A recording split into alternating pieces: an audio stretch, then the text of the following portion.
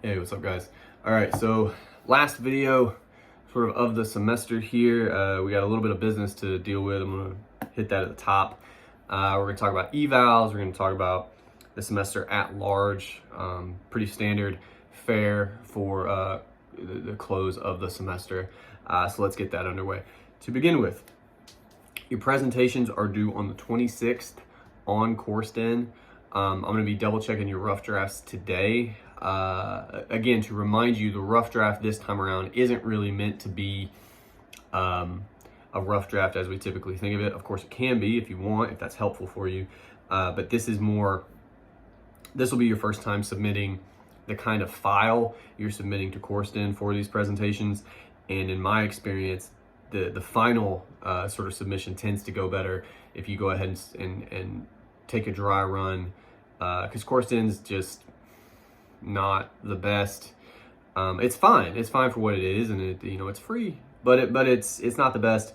So I just like you guys to have to kind of struggle with it a little bit prior to actually submitting the project. I feel like it just helps from like a stress standpoint, right?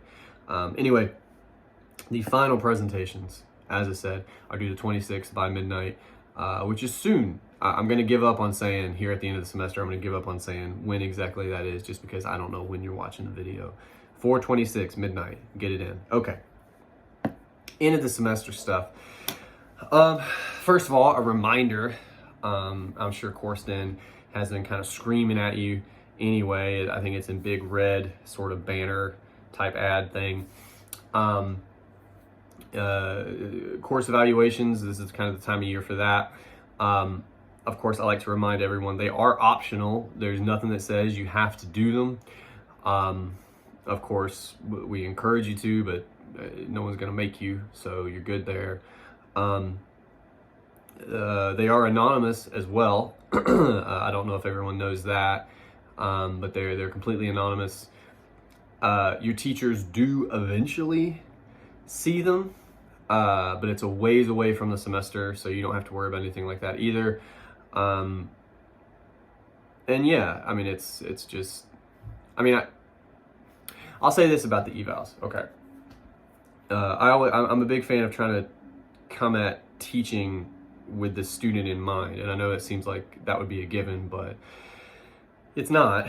When I was a student, the things I wish I had known about evals, a couple things. Number one, I enjoyed most of my classes. Now, I understand that isn't always a student's experience. Everybody's different. Everybody has different classes, and on and on and on. But I truly did enjoy most of my classes. Now, I didn't enjoy all of them. But to be honest with you, I was self-aware enough at the time to understand that the classes I didn't enjoy had at least as much to do with me as it did the professor. And I think sometimes students don't understand themselves well enough to sort of have that realization. Now, again, there's exceptions, and just like there's shitty people out there, so there's shitty teachers out there. That just happens, okay? I'm not saying that's not a thing, but generally speaking, in my experience, it really is a two-way street, and depending on sort of where you are as a student versus maybe where you want to be, I think that's something else that can help you grow, you guys out there. Whether or not the semester went how you wanted, and of course I'm talking about our class, but I mean generally, I mean all of your classes. If you, a week or two after the semester, if you really take stock and sort of say to yourself, is this where I want to be as a student? If yes, well, congratulations for you. But you're probably in the minority. Everybody else probably has some things to work on. So you want to look at yourself as best you can and say, okay, what did I not do great this last go? Give yourself an honest assessment and actually think about the steps you might take to make those improvements, right? That's how you get better at this whole thing. But all that out of the way, I like to explain, again, when I was a student, I enjoyed most of my classes. I just probably stupidly, naively assumed that most other students did too, or at the very least, most other students would appreciate the classes. And again, I'm not trying to do, one of these here. The point I'm making is I was the kind of student, I generally had positive things to say about my classes. Again, even the ones that weren't my favorite, I always felt like I learned something, or I had a thought that I would not have had otherwise. And I don't think people appreciate that. Like that's kind of huge, to like have thoughts you never would have entertained otherwise, at least to me.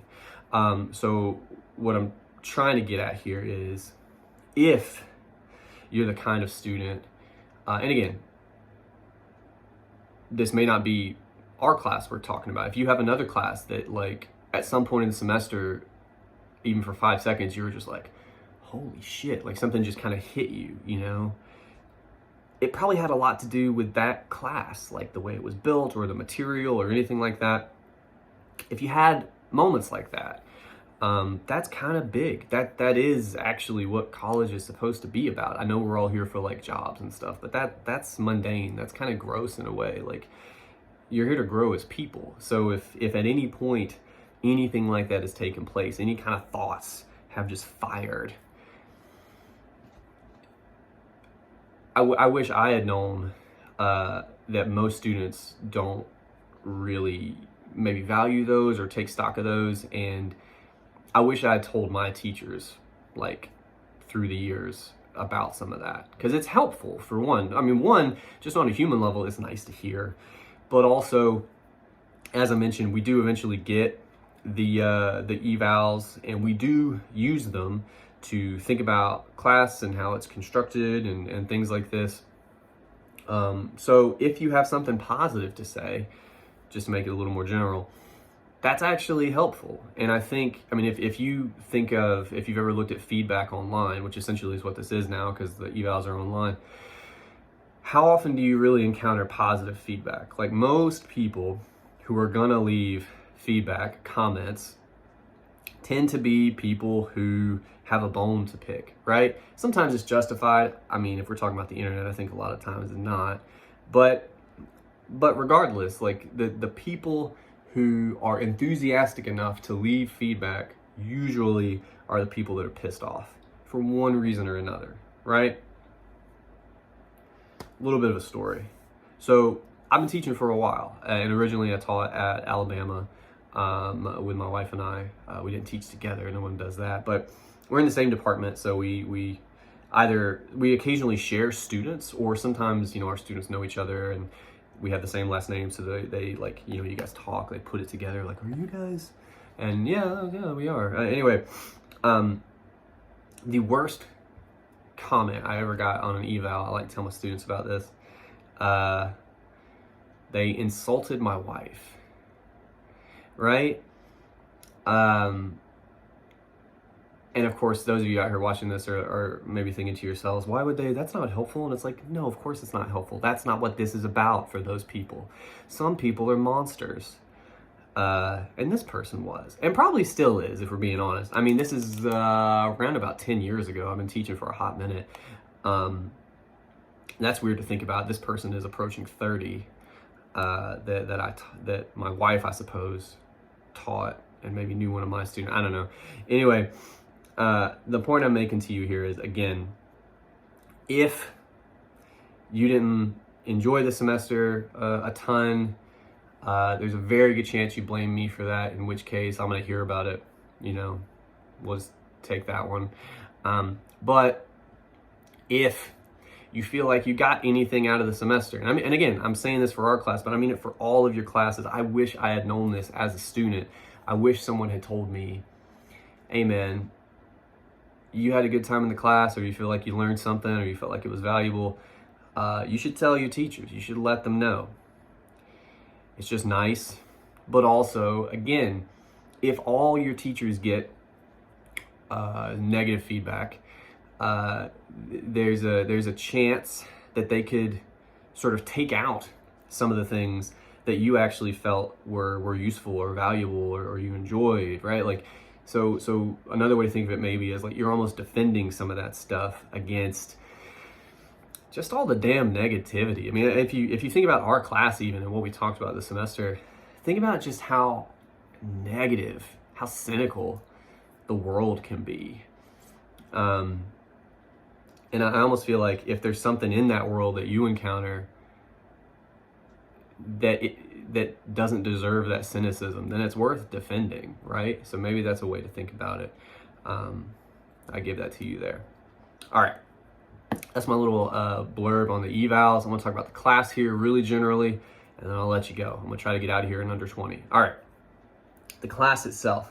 As with all of my classes, I like to pick material that I feel like, I say you guys, but I mean all of us. You guys are people just like the rest of us. I like to pick things that we take for granted. So when I decided to teach about social media, I decided a couple semesters ago, it was because, number one, I felt like, pretty easily, this is a topic many of you guys could relate to. I know it's an online class, so some of you are like non-traditional or whatever, but even so, 2022, I think it's harder to find someone who has no contact with social media than the inverse, right? Like it's everywhere. Even if you don't partake, you have family and friends that do. Like we're all touched by it in some way. It's just a part of the world. It shapes things that we have to deal with. But because of that, also, I think we could take it for granted. It can just be a part of the world that we don't even see after a while. Do you know what I mean? So throughout the semester, when we've asked different versions of the question, why are things like this? Again and again, what I'm hoping for on some level is you guys will sort of take a step back occasionally and say, yeah,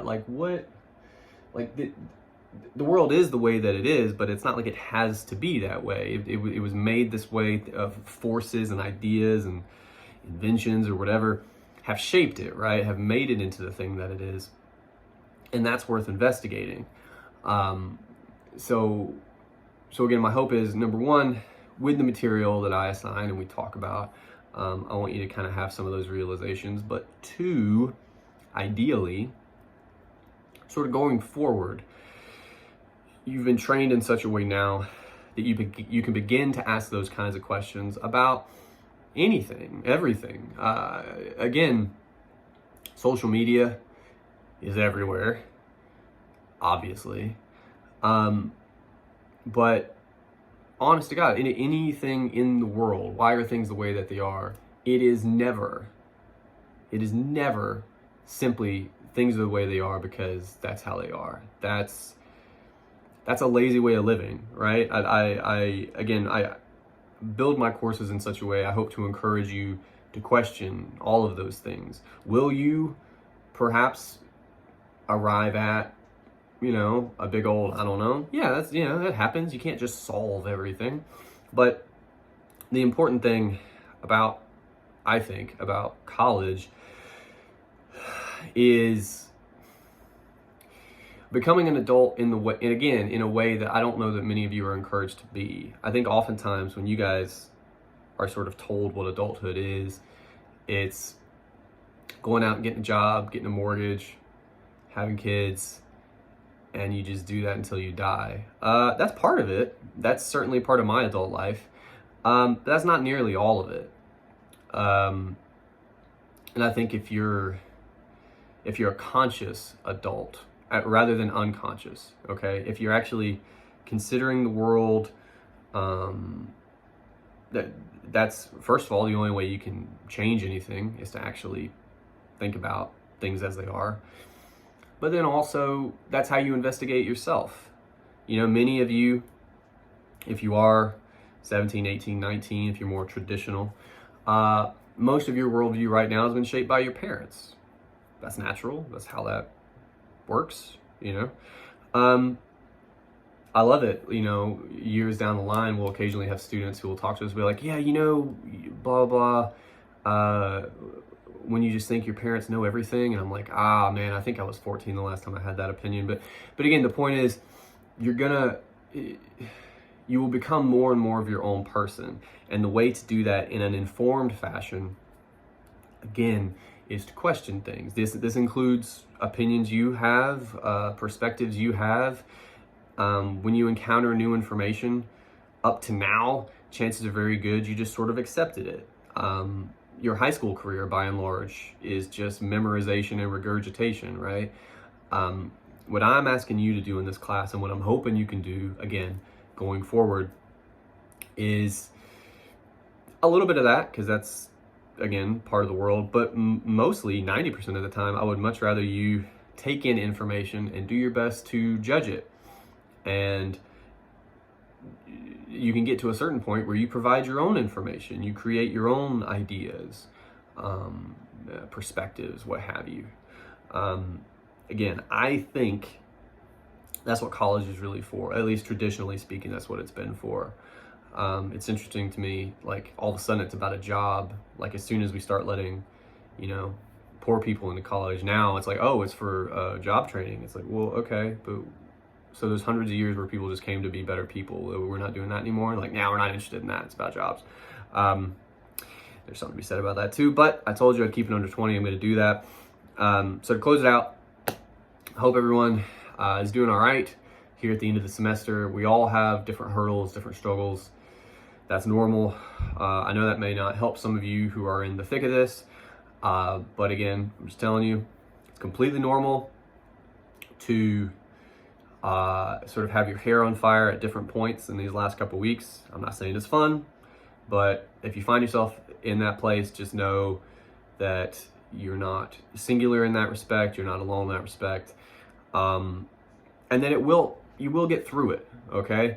The one thing I really hate to see here right at the finish line is somebody who is doing reasonably well in the class and they just like disappear for one reason or another. And it happens.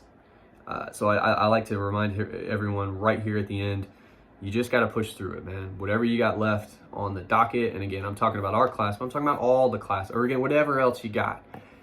We only have, counting finals, 2 weeks, something like that. Like we're here.